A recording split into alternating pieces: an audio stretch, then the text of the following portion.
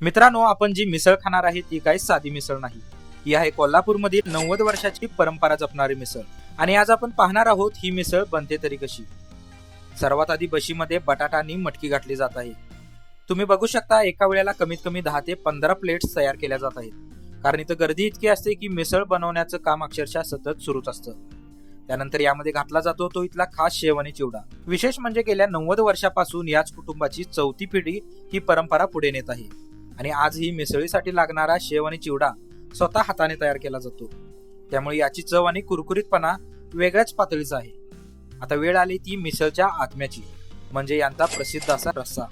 हळूहळू प्रत्येक प्लेटमध्ये गरमागरम रस्सा ओतला जात आहे. या रस्स्याची खास गोष्ट म्हणजे तो पूर्णपणे घरगुती मसाल्यापासून तयार केला जातो.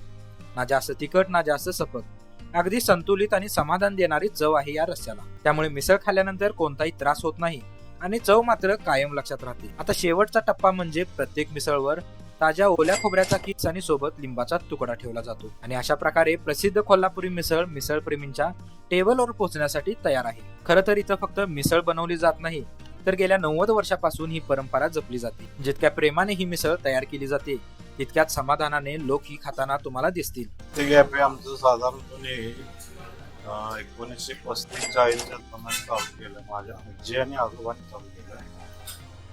त्यानंतर आज आमची चौथी पिढी, माझा मुलगा चौथ्या पिढीला तो आता इथे सहल करतो, बनवतो. शेव चिवडा वगैरे आमचं स्वतःचं प्रोडक्शन आहे. आम्ही तयार मटेरियल विकत आणून त्याच्यामध्ये काय घालतो नाही. मटकी किंवा हे सगळं आम्ही घरी बनवलेलं असतो. शेव चिवडा आम्ही इथं बनवतो. अशा पद्धतीने 100 वर्षाच्या आसपास होऊन गेली.